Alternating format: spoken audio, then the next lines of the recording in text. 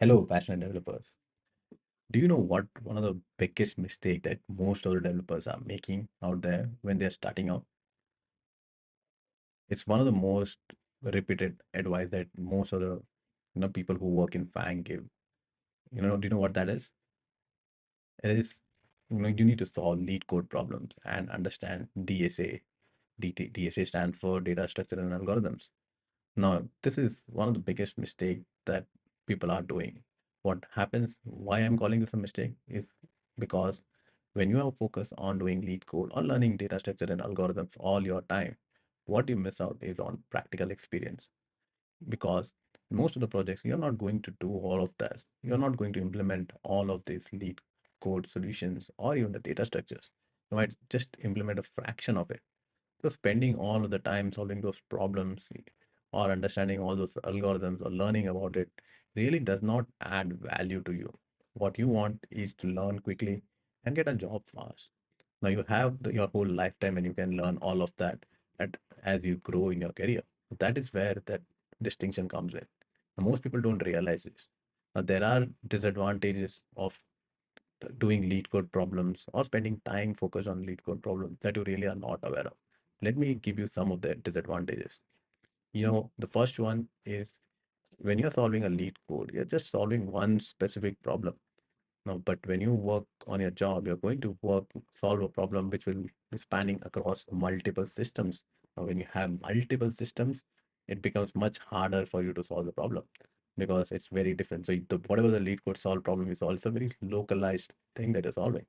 But now, when at your job, you will be solving problems which are spanning multiple systems. You will not know where the problem is in the first place before you're able to solve it.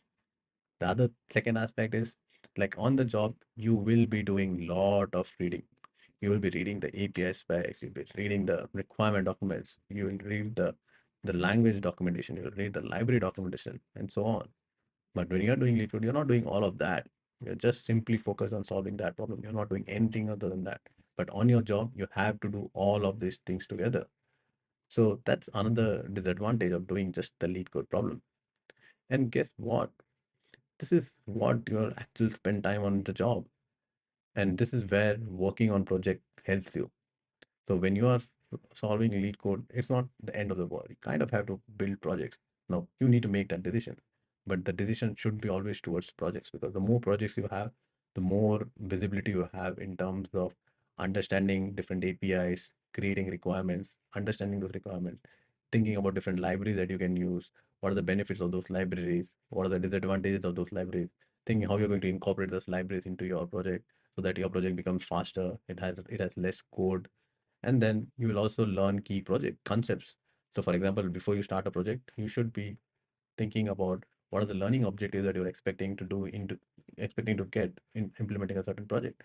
And when you start thinking from that perspective, your project becomes very valuable resource because now what you have done is you learned very key concepts and you have got practical experiences from those key concepts. That is more important than solving say 100 lead code problems because now you have integrated systems running across multiple systems. You solved the problems which are hard to trace.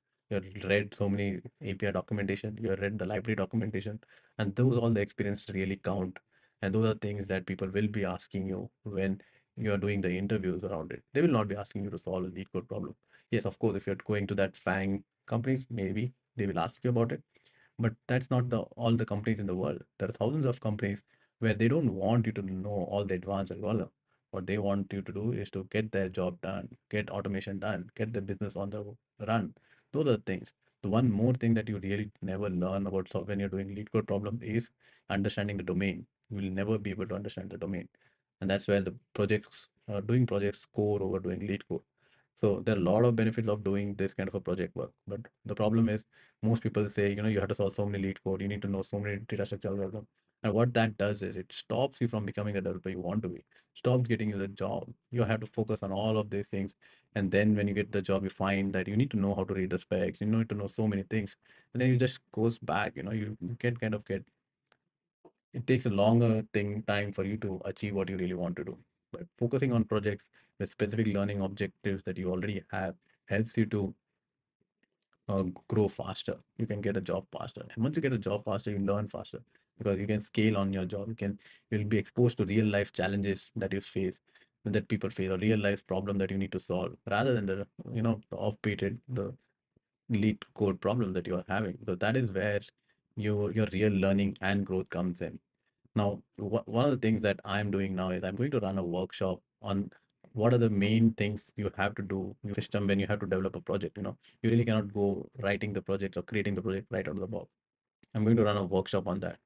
So if you are really interested in that, let me know, and I will send out the meeting invites to you on that particular thing. Thank you. Bye.